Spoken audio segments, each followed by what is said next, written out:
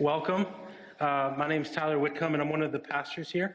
And it's a joy in my heart to be able to open up God's Word and just begin to share the truths that the Bible contains. If you were here last week, we had our first Sunday as Phos, right? It was the launch service. And so now we're week 2. And we'll probably continue the count up just like a pregnancy, right? They go, oh, how far along are you? Oh, I'm like 18 weeks. And then once the baby's born, you just continue the count, right? You just continue to say, oh, this baby, it's 24 weeks old, So every week, that's what we're going to do. We're going to say that this is our second week. Next week, you won't believe it, but we'll be on our third week as Phos Church. That joke is not landing this morning. Did everybody get coffee? We have a coffee station in the church. Okay, good. Just want to make sure we're caffeinated. But no, last week we had an amazing opening service for a first service of the new church. We had a great time. The one problem we had was we ran out of parking last week. And so if you parked on the grass, we just want to say thank you for doing that. I think last week's message leads us into our series this morning. For pretty much the next 7 weeks, almost the next 2 months, what we're going to do is we're going to go through the narrative of Ecclesiastes. We're going to go through the entirety of the book, and we're going to look at what King Solomon is trying to teach the nation of Israel. He's trying to teach them a little bit about life. He's trying to give them a perspective that's going to benefit them in the long run. And largely, he's talking to people that are aspiring to be what he did. They're aspiring to do what he accomplished. And so I think a lot of scholars would look at the book of Ecclesiastes and say the point that Solomon is trying to make is that everything is meaningless. I think that's the point that a lot of scholars would say this is the essence, this is what he's saying. And in a way that's true, but in a way it's not true. He's not saying that everything is meaningless. He's going to come after our gaze. Where is our focus? Where is our attention? Because he's saying if you have this perspective, then it will be meaningless. Everything will be meaningless. There is no hope beyond that. A lot of scholars also believe that a lot of scholars would agree that this book is written by King Solomon. But some would argue that this was not written by Solomon. Some would argue that this was written 3 centuries later, and I don't agree with that. The reason why some of these scholars would argue that this is 3 centuries later is because of the pessimistic tone that you get in Ecclesiastes. Right? This is so pessimistic, but it's a time of peace. So why would a king be pessimistic about a time of peace? And I think it's precisely the point, is that in the midst of peace, it's still meaningless. In the midst of having everything that you ever dreamed of, and he's saying, no, it's meaningless. And so Solomon is going after, where is your eyes focused? And that's what we need to make note of this morning. And so I wanted to start off by telling you, if we're going to talk about meaningless on Sundays, I feel like there's nothing more meaningless than watching the Detroit Lions this afternoon. I hope I didn't just tune you out, but I like the Lions. I'm a glutton for punishment because year after year, what do we do? It's our year. Stafford's coming out. He's going to be great. And it's meaningless. But there was a time in Detroit Lions history that it wasn't so meaningless. Now, we didn't ever get the Super Bowl. We didn't get the Lombardi Trophy. But there was a time where you could actually have some pride. There was a time where you wore this jersey that had these numbers on it. 2-0. It was a running back. If you know his name, let's say it.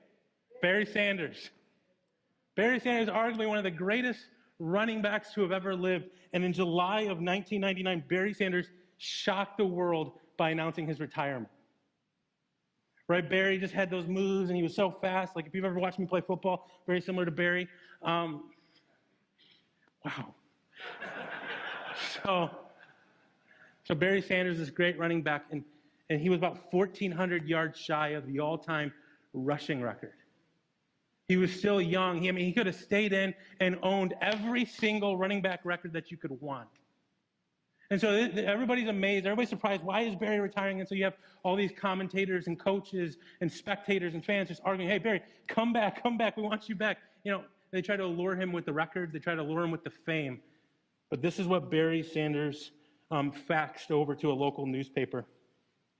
My desire to return to football is less than my desire to leave. And so then he boarded a plane and he flew to Europe.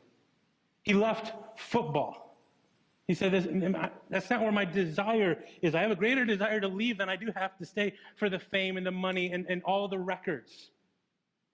And maybe as you sit here, you think, okay, what could cause somebody to say no to all that? Why would you say no to notoriety? Why would you say no to records? Why would you say no to millions?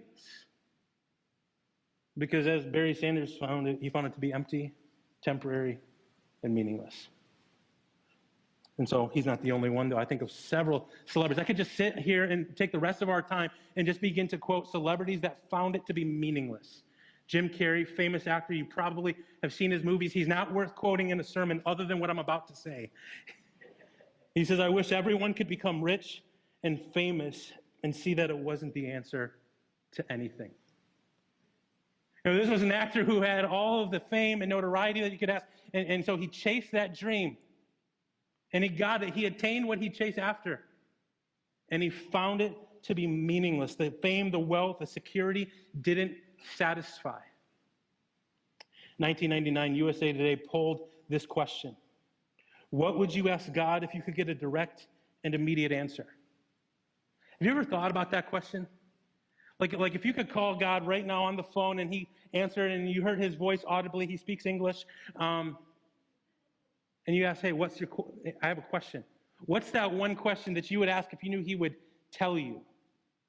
Well, a lot of these people in this poll said the overwhelming number one question was, why am I here? What is my purpose here? And so I think this is a question a lot of people wrestle with.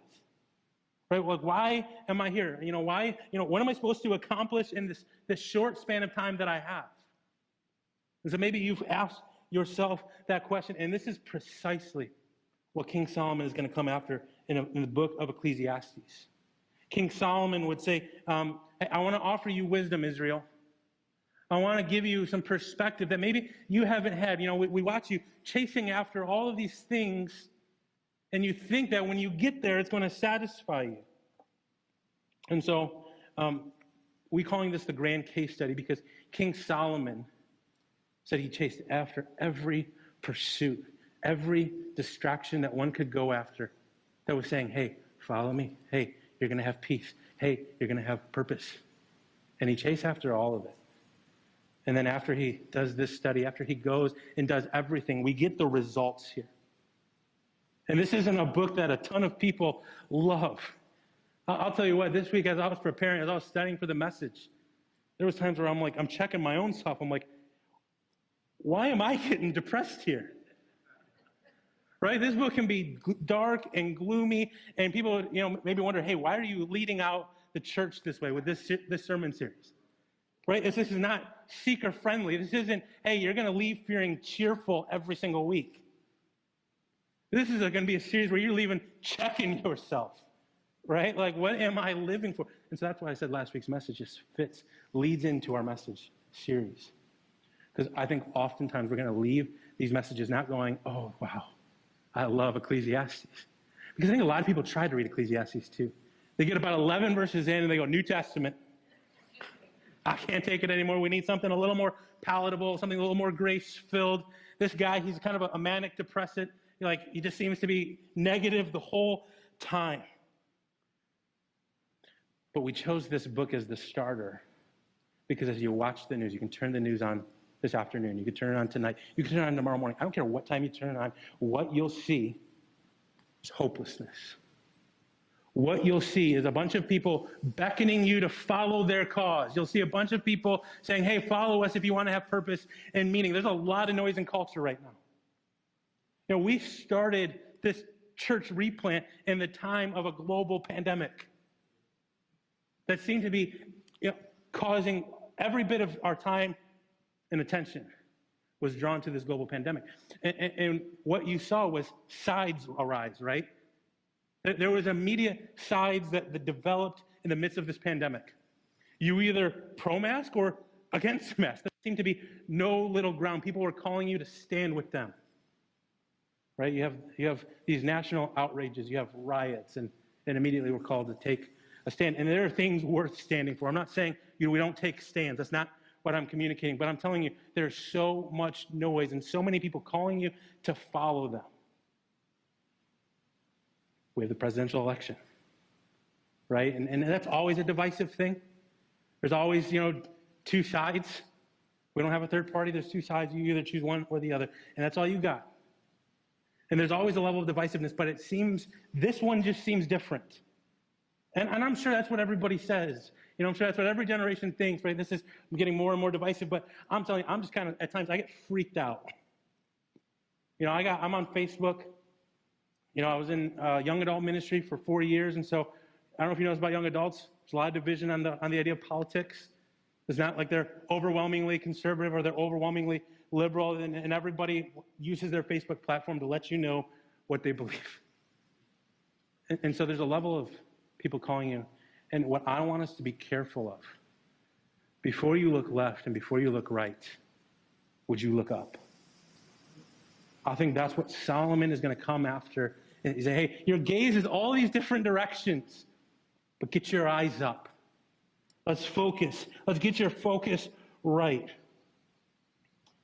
And so he's going to tell you that all of these pleasures aren't worth pursuing.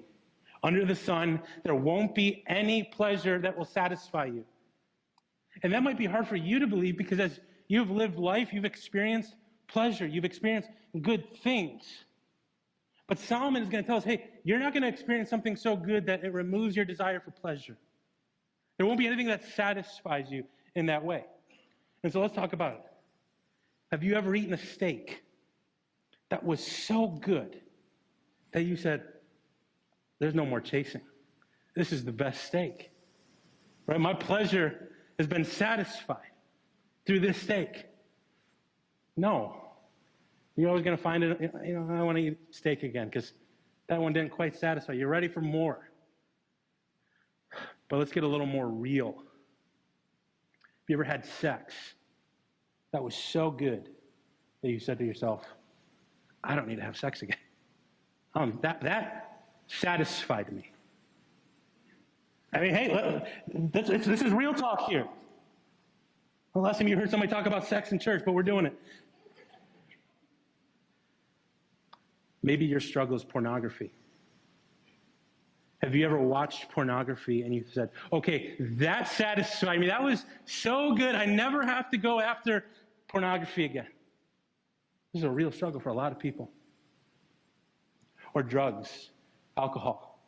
Have you ever gotten so high, so drunk, where you just said, okay, now I'm satisfied. I don't need to pursue that high again. I think there's a lot of people that could stand up in here and bear testimony and say, hey, we went after drugs, we went after sex, we went after all of these things, and guess what? They didn't satisfy. They were supposed to satisfy, and they didn't. You see, when I was in, some of you know my story. In 2014, I had a surgery go really, really bad. I got introduced to this drug called Dilaudid, which is like morphine on steroids. It just immediately puts you out. And I want to share you my heart right now was I loved it. I thought it was great. I craved it. I wanted it. And after you've had it once, you experience that high, you say, oh, this is so good. I feel so great. It doesn't satisfy long. Maybe an hour, and then you feel like you need it again. And so when I left the hospital, I am telling you, I never craved drugs so badly. There was a time where I texted somebody and said, hey, I don't know if you can get your hands on morphine or anything like that, or Vicodin. But if you could, I would love if you could get me some, because I was craving it. It was real. I never experienced that. Growing up as a church kid, I thought that was so far away. But once you experience it and you say, oh, no, this is real. And praise be to God, that's not where my life went. Praise be to God, that's not what I got caught up in. But Solomon is going to tell us these things don't satisfy. And I just listed off some pleasures, some of the highest forms of pleasure that people chase after: sex, drugs, fame. I just listed off, and the sex industry is a billion, closer to $1 trillion a year industry. People are chasing after that pleasure. Drugs, last year, illegal drugs in the U.S., $150 billion. This is not even called pharmaceuticals. Illegal drugs, $150 billion. Our culture is consumed with these pleasures. They are chasing hard after them. And Solomon says, his claim, why I tell you all that, is his claim supports the data. They don't satisfy. I'll say it this way. Sex, pornography, drugs, food, fame, riches, and money promise you the world, and they may even deliver on that promise. But according to Solomon, even the world won't satisfy you. Right? You might get rich. You might go out and you might start a business, and that's not a bad thing, and you might get a lot of money. And you might be able to say, I don't have to worry about rent, and I can buy houses, and I can buy boats, and I can buy cars, I can buy any type of clothes that I want, I can go out to eat wherever I like to eat. Solomon's like, go ahead, chase that. Go ahead. It won't satisfy. And Solomon can be a voice of authority here because he's done it. He's done all of those things. Think about it. He's king of Israel. Fame. He had the best feast people could indulge in. Food. He had 700 wives and 300 concubines. If you don't know what a concubine is, think like easy girlfriend. So he has like 1,000 people, 1,000 3D images of pornography. He has 1,000 opportunities to have sex. And he's saying, doesn't satisfy. So you have sex and pornography. He was the richest man to have ever lived. Some financial analysts have estimated his worth being at $2.2 trillion. Not billion, trillion. He was a real man that lived. This is historical fact and evidence. And what we're told is that he had, during his reign, he would collect about 25 tons of gold in taxes every year. He's just on a different wealth scale than you. And he got there, and what did he say? Meaningless. And the reality that we need to get right now before we start the next 7 weeks is this reality. The grand case study that Solomon shares with Israel is not a case study worth repeating. And some of you in here, right, I said you could stand up, you could bear testimony, you could say, I did it, I chased after it all. It was empty. And then some of you in here will have to go out and you'll have to weather the storm. Some of you will have to go out and you'll have to see that this world is bankrupt, that it has nothing of real value to offer you. I'll say it this way. We will never see, taste, or savor the riches of Christ while we're consumed with the counterfeit wealth of this world. The things that advertise wealth, the things that advertise value, and what that is, it's monopoly money. Nobody walks around with monopoly money thinking, oh yeah, I'm rich, because it's fake.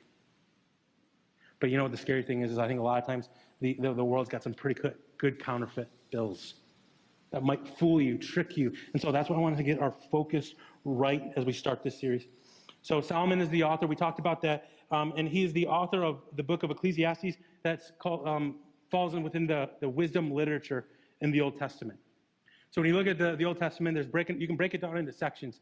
And Ecclesiastes falls within wisdom literature, which there's 5 books.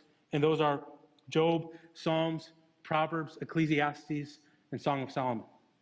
Now, Solomon wrote Song of Solomon, Ecclesiastes, and Proverbs, most of Proverbs. And he was able to write so much because Israel was at a time of peace. He wasn't constantly in war and battle. And so Solomon was the son of King David, right? We see that, and we'll see that in Ecclesiastes 1, verse 1. But he's the son of King David.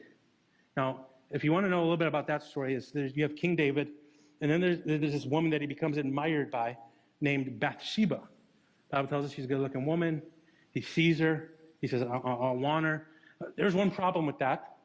Bathsheba was married. So David does the next logical thing. He has him killed. He has him killed so he can have his way with Bathsheba. And ultimately, there's a lot of mess, a lot of sin in that. And then later on, they have Solomon, King Solomon. And Solomon writes much of this wisdom literature. And so large part, if you ask somebody, what is your favorite verse in the Old Testament? Generally, they're coming from these 5 books. Very rarely do you go outside of these 5 books for your favorite verse in the Old Testament. But Ecclesiastes is not one people quote often. It's not one that people stay in often. It's very depressing for most. I have a friend, she does not claim to be a believer.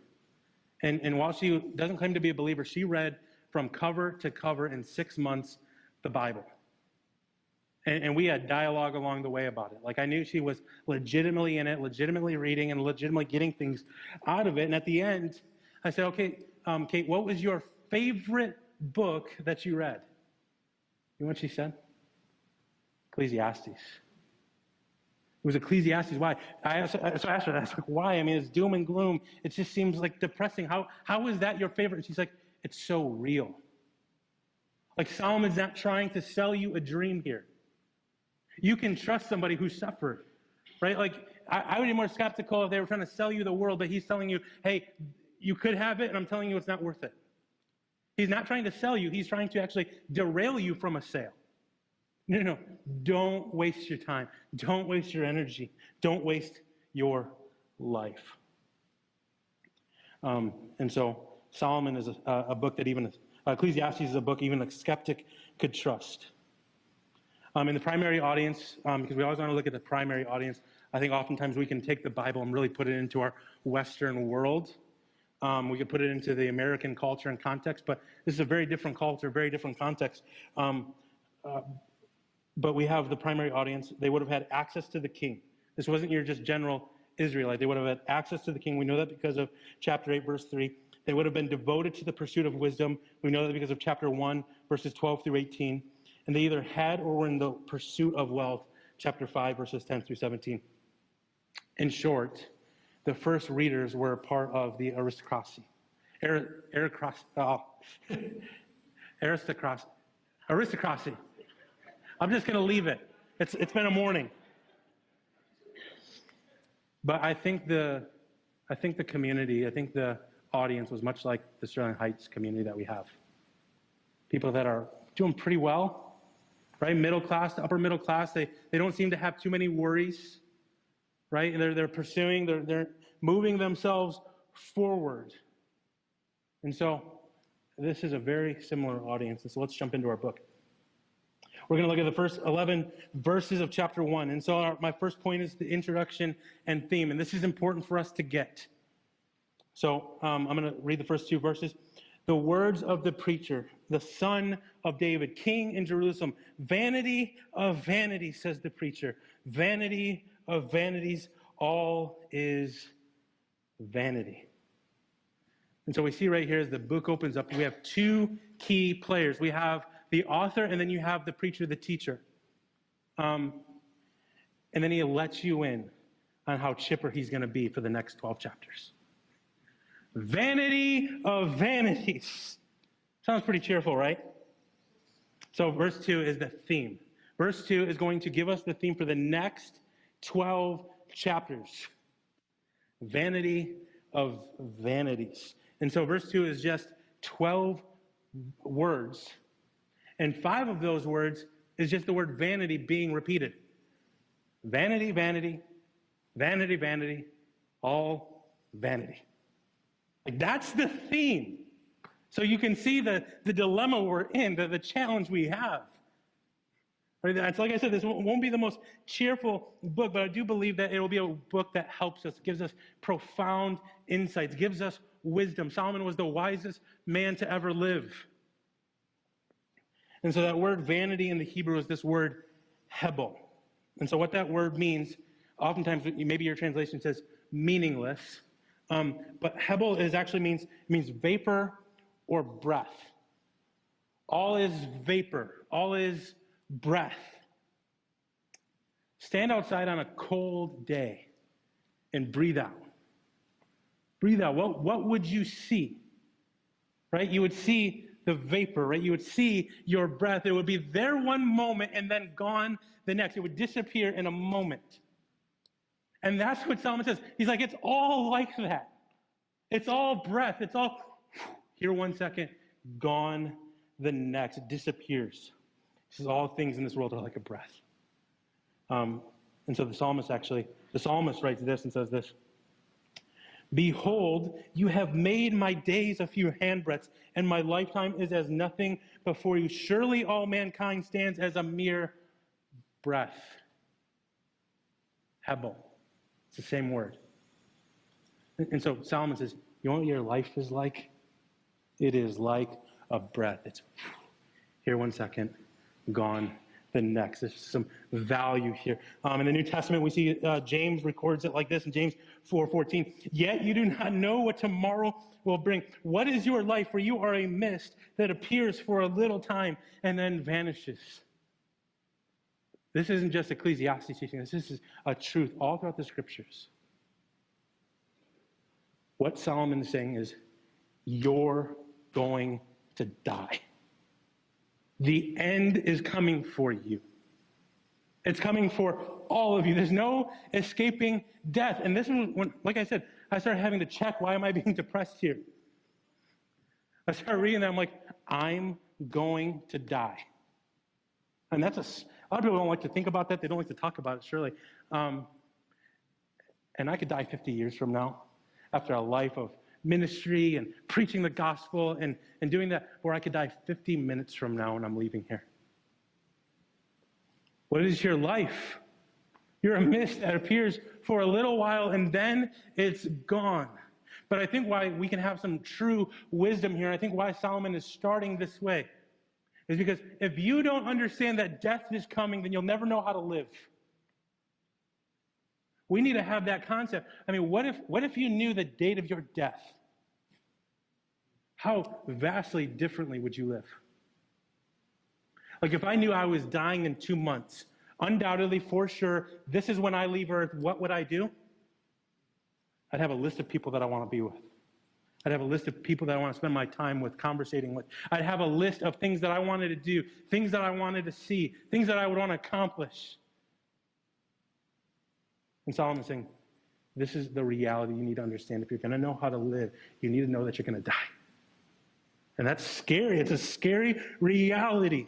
But what I don't want for us is that we would coast our lives in such a way, not ever thinking about death, and then get to that point and say, wow, sheesh, I wish I had more time than I do right now to do the things that really matter. Solomon's saying, don't get casual here. Don't coast. And so to add to what the teacher says about breath or vapor, it communicates more than just the shortness of our brevity. It also talks about substance, because if you were to breathe out and you would see that vapor, what would happen if you tried to grab it? What would happen if you tried to catch it? There would be nothing to catch. There would be nothing to grab on. He's saying there's no substance. He's saying it's all meaningless. Okay, Solomon, everything is meaningless? Everything. What about marriage? Meaningless. What about sex? Meaningless. What about pleasure? Meaningless. What about wealth? Meaningless. And mind you, he has the authority to tell us this. And so this isn't just, hey, I'm having a bad day, I'm upset. No, he's like, it's all meaningless. Under the sun, it's all meaningless. And I mean, I read that and I'm just like, I want to hug him. Like, get in here. Let me hold you for a second, Solomon. It's going to be all right. Pat him on the back. Because he lays a foundation for the next 12 chapters. He's going to talk about these different areas of life and attach them back to their worthlessness. This is not a guy having a bad day. This is a guy who has seen it all, had a front row seat to it all, and says, meaningless. He's going to use that word Hebel 38 times in the book of Ecclesiastes. 38 times he's going to attribute something to being meaningless. We have 12 chapters, 38 times. You do the math. And so we need to understand what he's trying to communicate. And so right after Solomon lets us in on the theme, he's going to give us the thesis for this experiment/study. And so that's verse 3, the thesis for the study. What does man gain by all the toil at which he toils under the sun? I'm not brilliant. I wouldn't say that, I would academically blow your minds. But I would, if I was a betting man, I would put all my chips on that the teacher's answer that he's looking for is the word nothing. What toil do you get from all of the toil you do under the sun? Or what gain is there for all the toil you do? I think based off of verse 2, I'm guessing he's going to look for that word nothing. Nothing will, there will be no gain. And so that word gain in the Hebrew is the word yitron, and it doesn't appear anywhere else in the Old Testament. It doesn't appear anywhere else in the Old Testament, that word gain. But it comes from the root verb to be left over or to remain. And so think about like when a businessman or a businesswoman goes and they invest in a company. Right? They take all this money and they put it on this investment. They rally up their expenses, and then they have income. And then at the end, what do they look for? What's left over? What kind of profit is there? And so that word gain can also be translated to profit. What profit is there to all the toil under the sun? And when it's all said and done, after you worked so hard and you gave your investment and you felt the expenses, and you received income, what was left over? What's the balance? And Solomon is saying, under the sun, it's nothing. Nothing will be left over. But why I take comfort in this is because Solomon is not saying that life is meaningless and that work is pointless. He's not getting after that, because he gives us a little bit of a caveat to the case study question.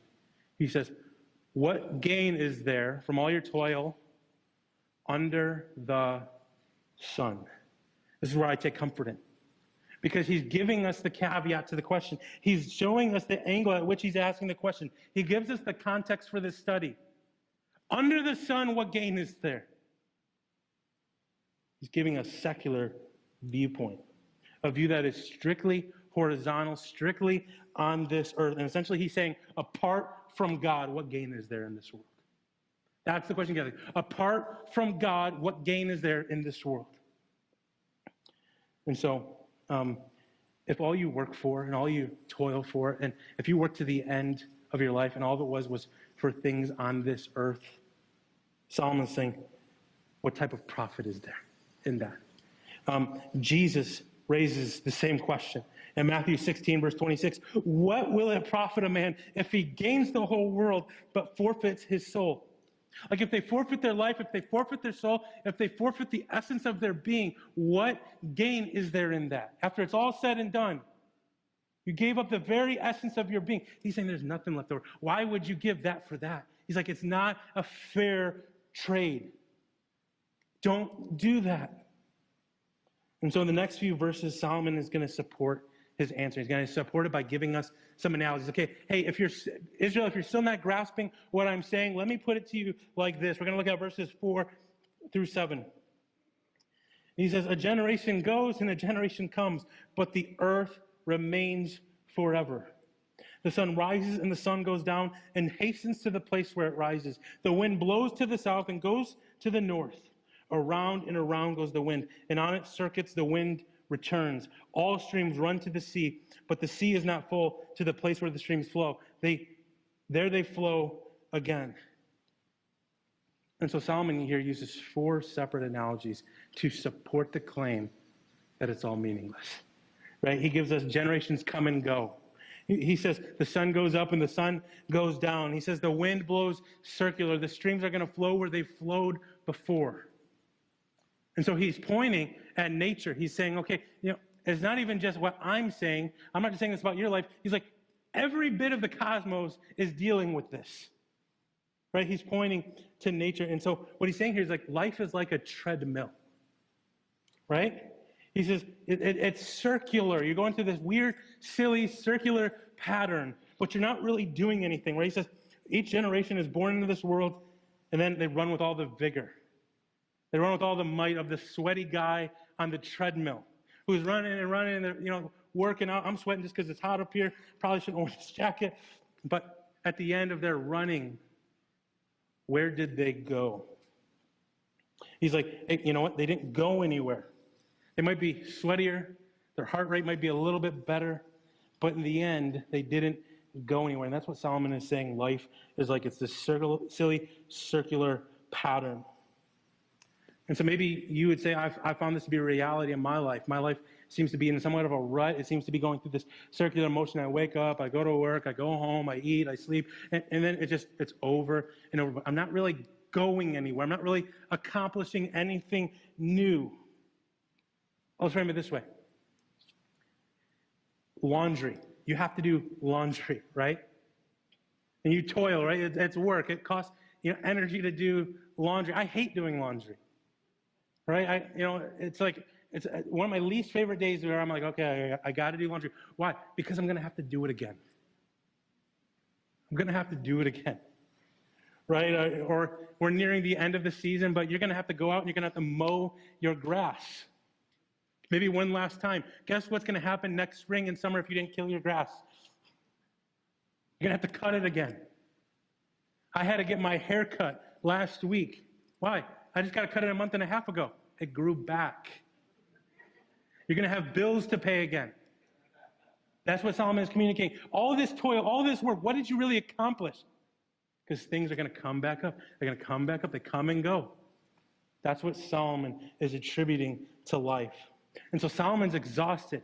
And we hear that in his tone, this pessimistic tone that it's all meaningless. Because he's under the sun, he's toiled, and it doesn't ever really accomplish anything.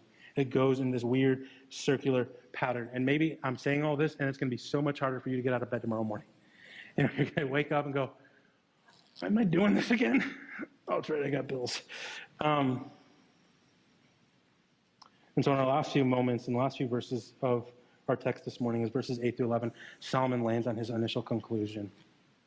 It says, all things are full of weariness. A man cannot utter it. The eye is not satisfied with seeing, nor the ear filled with hearing. What has been is what will be, and what has been done is what will be done.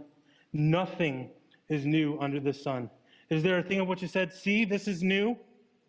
It has already been in the ages before us. There is no remembrance of former things, nor will there be any remembrance of later things yet to be among those who come after. There is Solomon's conclusion. All is weariness. The mouth can't utter meaning. The eyes can't see things that satisfy. The ears can't be filled with anything that it hears.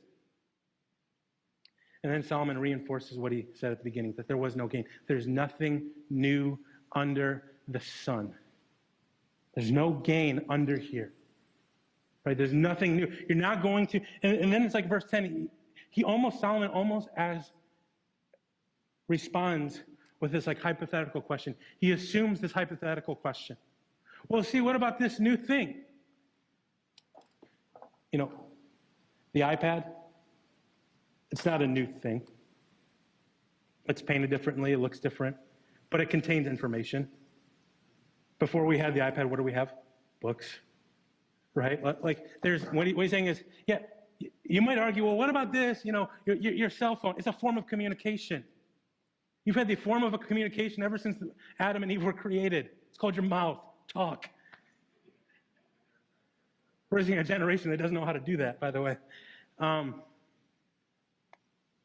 there's nothing new. It might look different, it might appear different, it might sound different, but it's not new. And then he says something that, I'll tell you what, this is where I was most like, I don't know how I feel about that. It was verse 11.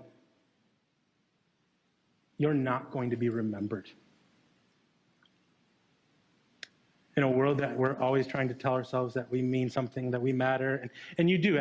All lives matter. I agree with that. But what I'm saying next, yeah, we want to be remembered. Yeah, we want to have purpose. Yeah, we want to have meaning. But at the end of the day, there's coming a day where your name's going to be on a rock. The day of your birth will be there. The day of your death will be there. And no one will remember you. Doesn't that seem like a sad reality? Doesn't it seem like, okay, what's the point of working here? That's what Solomon's saying. Why do you toil to that end? If this is the reality, if this is the outcome that's coming for you, where no one will remember you, why do you try so hard? Why are you working so hard for that? It just doesn't, it seems weird. It's weird that's why you're working so hard. But we have to remember that it's a secular perspective. Under the sun, this is the reality. When I want to ask this question. How many of you know Your great, that's three greats. Three greats, grandfather or grandmother's name. If you do, raise your hand. Family tree, maybe? Anybody do it? Okay, that wasn't that long ago. And no one here says, I know their name. If you don't know their name, I doubt you know what their life was like. I doubt you know their accomplishments. How many of you have been to the tomb of your great-great-grandparent? I'm hoping a few hands, but you're going to be forgotten. You're going to be forgotten. Where our life is going to be here, and then it's going to go. It's going to vanish. And the sooner we can grab and hone into this reality that this is coming for all of us, we will learn how to live. And so the most depressing part is if you actually live into this case study and you live under the sun. You live your life for everything that's under the sun. But where we can be encouraged, where I'm encouraged, is that there is something beyond the sun. There's something above the sun, something where you can have purpose and meaning and you can live for eternity. There's another world that we're going to live for forever. And it's either going to be heaven or it's going to be hell. It's going to be one of those two places. And how you live this life is going to matter for eternity. You're either going to spend time with God, you're going to love him and be with him for eternity, or you're going to live a life separate from him. You're going to find this world, you're going to find the counterfeit wealth to be something that you want. And Solomon is saying, don't do that. I've been there. I've done it. I've had more than you'll ever have. I've done more than you'll ever do, and I've experienced more than you'll ever experience. And I'm telling you, it's not worth it. This world can't satisfy. I want to end with this quote. If we find ourselves with a desire that nothing in this world can satisfy, the most probable explanation is that we were made for another world. That's C.S. Lewis. Hey, if nothing in this world can satisfy, there's got to be something that does, and it's true, and it's God. And he sent his son, Jesus, so that you could know him, that you could love him, that you could have a relationship with him. And because the reason why he had to send Jesus was because we all sinned. We've all gone to this case study. We've all said, okay, there's God, but I want to consume the world. I want the world to be my God. I'm going to serve money. I'm going to serve a relationship. I'm going to serve whatever it is, but it's not God. And because we've all made that decision, God had to send Jesus. Jesus is the image of the invisible God. He came to pay the penalty for the sins of the world. And as he did that, so guess what? You could be reconciled to God. You could have meaning. You could go beyond the sun. You want to know a way to get beyond the sun? It's with Jesus. It's a relationship with him. And we're told that if you confess with your mouth and believe in your heart that God raised Jesus from the dead, you'll be saved. The route to meaning, the route to beyond the sun is through Jesus, through the blood of Jesus, and a relationship with him. You see, this message could be depressing. It could be hard to gather. But I think there's true wisdom here. In Psalm 90:12, King David writes this. He says, Lord, teach us to number our days that we might gain a heart of wisdom. The best thing that we could do is lean into that depression, that anxious, that pit in the stomach that says, wow, this world really is empty. Lean into that and realize that and understand that, because only then, only until you see that this world is fading away will you grasp for the unfading inheritance that's for you in Jesus. Because there is a day coming where your great-great-grandkid won't know you. But something that can be so valuable is that you could actually have your name written in the book of life that's in heaven. You could be forgotten by your great-great-grandkids, or you could be known by God. These are the choices that you can make. Do I want my tombstone to be remembered, or do I want my name in the book of life that's with God? These are the choices. And so if you're here today and you don't know that, confess with your mouth, Jesus, I want you, I need you. Give my life meaning, give me purpose, because it's only found in you. And so if you want to make that decision today, we'd love to talk to you at that welcome desk.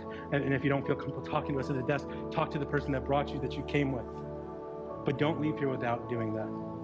Let me pray for us.